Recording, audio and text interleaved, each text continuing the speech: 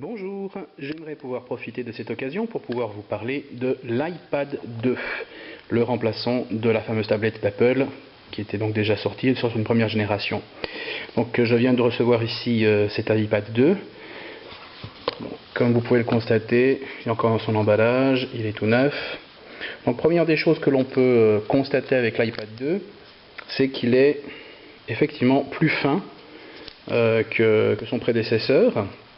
L'autre chose qu'on peut remarquer, la présence d'une caméra avant et d'une cellule de caméra arrière. La plupart des éléments qu'on trouvait déjà sur la première génération se trouvent là, donc le fameux connecteur standard, des haut-parleurs apparemment qui ont été améliorés, beaucoup plus dynamiques, le fameux logo de la pomme, enfin bref, rien de très différent de ce côté-là.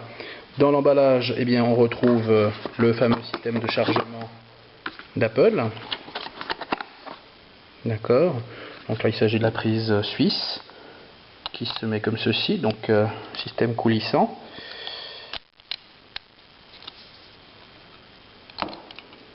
Voilà. Avec une image un peu de la peine, enfin, vous voyez le principe. Si déjà je le mets, si je ne mets pas juste, voilà, comme ceci.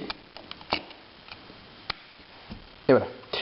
Avec ceci, donc, le fameux marketing Apple avec les autocollants avec la petite pomme, si vous voulez le coller quelque part sur la voiture, sur votre écran, où bon vous semble. La pochette explicative avec le mode d'emploi et le fameux câble standard Apple. Il est assez spartiate, assez, je dirais, succinct, mais voilà, on a tous les premiers éléments. Voilà. Alors la première chose qu'il faut savoir aussi quand on allume la première fois un iPad, je vais vous le démontrer, c'est que lors du premier démarrage,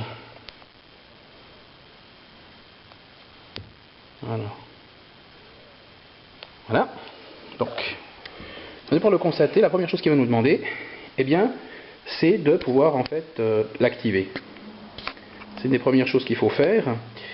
Cette activation ne peut se faire que par le biais d'un ordinateur, soit un Mac, sur Mac OS X, donc bien évidemment, soit sur un PC.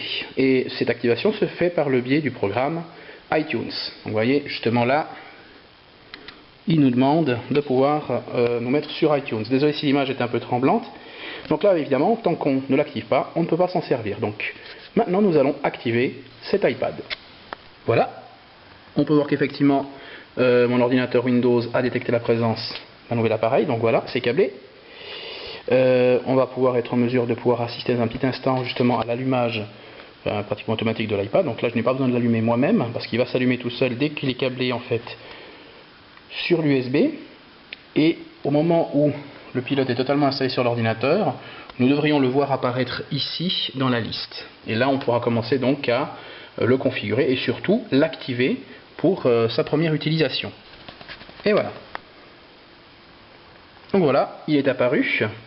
Et à partir de là, eh bien, on peut commencer donc à faire les étapes d'enregistrement.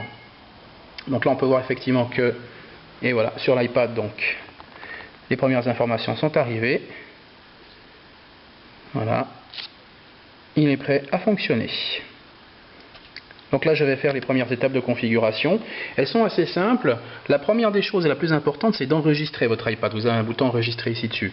Vous mettez votre nom, vous mettez toutes vos coordonnées. Idéalement, si vous n'avez pas encore créé un compte iTunes, vous pouvez le faire justement via le programme iTunes. Et ça va vous permettre chez Apple de pouvoir vous faire enregistrer.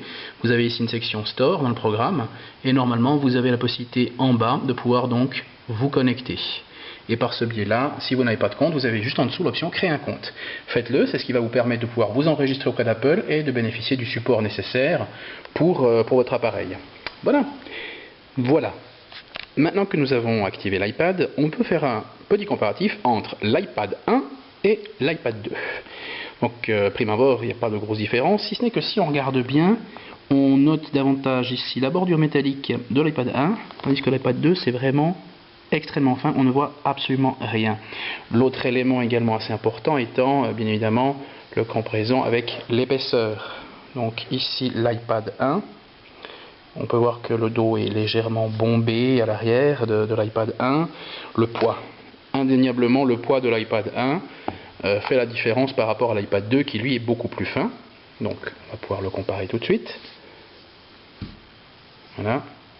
On retrouve légèrement l'élément bombé, mais avec à peu près, je dirais, entre 2 à 300 grammes de moins au niveau du poids. Ça se remarque également.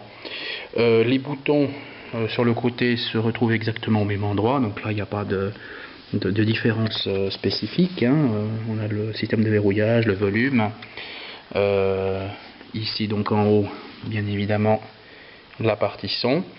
Et ici le bouton d'allumage. Donc pareil que sur l'iPad 1, pas de grosse différence.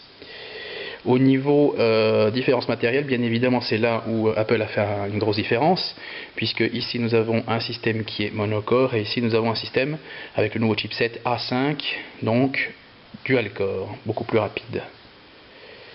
Voilà.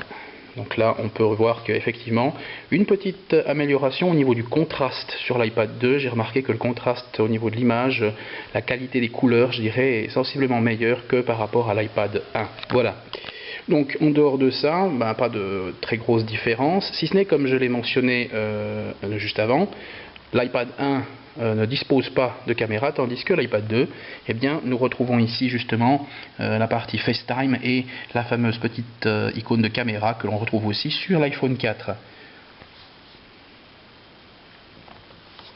Coucou, et voilà, donc la notion de caméra est possible sur l'iPad 2, c'est quelque chose d'assez intéressant.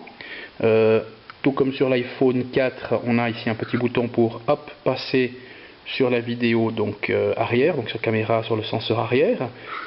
Voilà.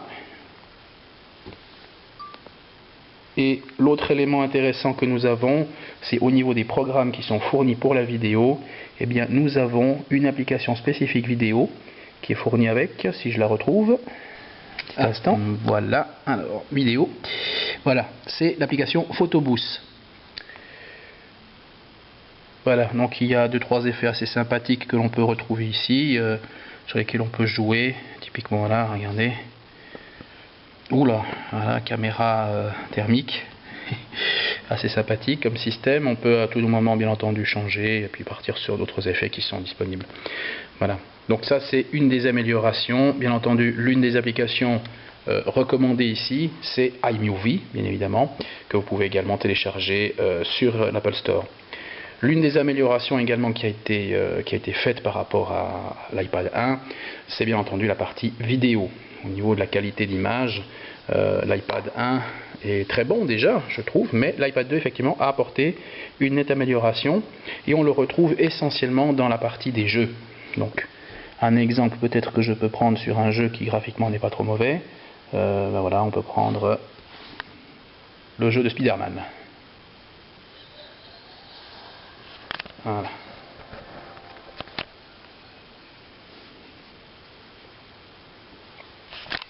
Donc c'est clair qu'avec une caméra de ce genre, il est un petit peu difficile de pouvoir se rendre compte de la qualité.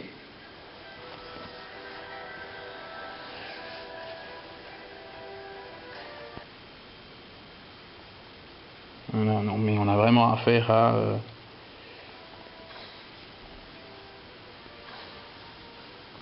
une image vraiment extrêmement nette. C'est assez impressionnant. Et voilà. Donc, iPad 1. Voilà.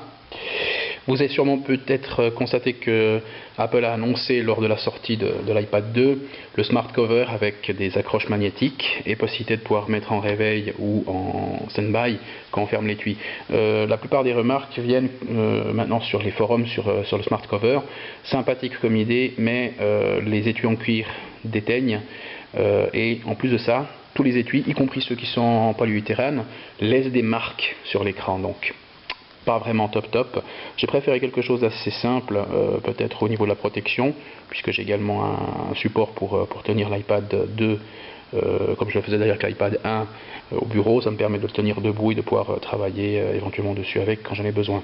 Donc celui-ci a un système de fermeture quelque peu différent par rapport à l'étui Novo Audio, en cuir, voilà, fermeture avant, et on retrouve à l'arrière donc la sortie pour la caméra. Je dirais que globalement l'épaisseur n'est pas trop mauvaise, ça va, c'est encore acceptable pour le transport de mon iPad 2 par rapport à l'iPad 1. Ici même chose, la différence n'était pas énorme avec l'étui. Voilà. Donc globalement si on compare, voilà, et ici, voilà, pas trop mal. Une des sorties également intéressantes qui fera l'objet d'une autre vidéo de ma part, c'est un autre accessoire qui a été annoncé en même temps que l'iPad 2, qui est le connecteur HDMI pour iPad 2. Avantage, c'est donc de pouvoir obtenir une qualité d'image nettement supérieure au VGA, et petit accessoire fort intéressant avec la possibilité de charger l'iPad en même temps que l'on utilise donc le connecteur. On aura l'occasion de pouvoir voir un petit peu à quoi ça ressemble dans une prochaine vidéo. Voilà, c'était mon review personnel de l'iPad 2 face à l'iPad 1. Merci beaucoup, au revoir.